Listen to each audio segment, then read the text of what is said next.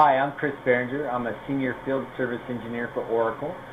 In this session, we'll be replacing the I/O unit on the M5000 server. This procedure can also be used on the M4000 server. Before working on the M series servers, training is mandatory. A formal training class is required. Many of the procedures that you'll need to perform on the M series servers do require the ability to navigate around the XSCF, which is basically the system controller of the M series server. This session will not cover those commands. The first thing that you'll want to do when you arrive at a customer site is you'll want to verify the serial number on the system. The serial number on the M5000 is actually in the top right corner of the system. Before we get started, we'll want to talk about a few safety precautions when working on the M5000 server and M4000 servers. This is actually a fairly large piece of equipment, and so it's very heavy as well. Most standard racks will actually come with an anti-tip bar that you'll find underneath the bottom of the rack, and you'll want to actually pull that bar out and secure it in place so that when you pull the system out, the rack won't tip over and land on top of you. As always, when working on any equipment, you'll want to practice proper ESD procedures. We have our static mat here that we can open up, make sure we have room to put our parts on it, and we also want to make sure that we ground it out to the system itself. This system actually comes equipped with a hole that you can actually plug your static strap right in there before you start working. And make sure that the mat is also ground out on some kind of metal on the system as well. We're going to remove the I/O unit here, and to do that, the system needs to be powered down. This is not a hot swappable replacement. So as always, when you shut down the server and you pull the system out, make sure that when you remove any cables, they're all labeled really well so that you can put them back where they belong. To remove the I/O unit, we're actually going to have to remove all of these cards.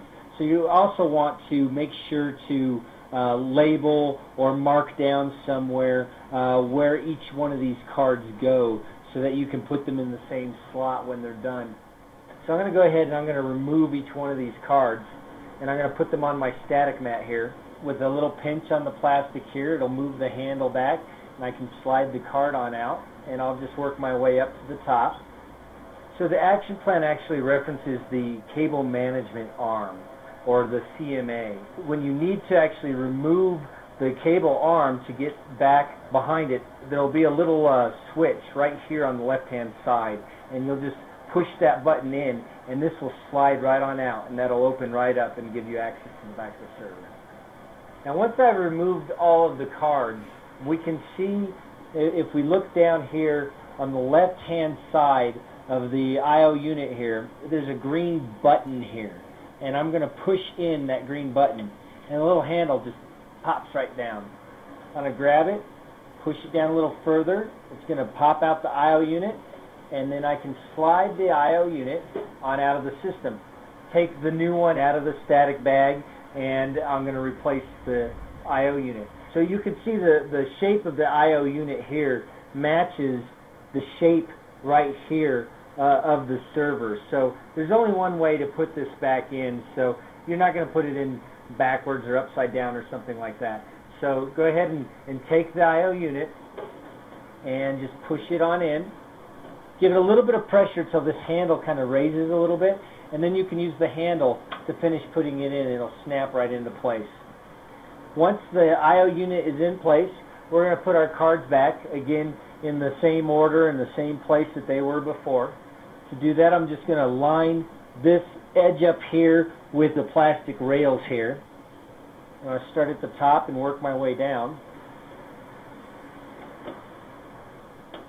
Now once I put my cards back in, you're ready to put the cables back in where they go and power the server on. As the server comes up, you want to check for any kind of amber lights or any kind of obvious failures. and you'll want to communicate with the customer and have them log onto the box, check for any problems, boot the operating system up, make sure everything's working okay. And once the customer has verified that everything's fine, you're done.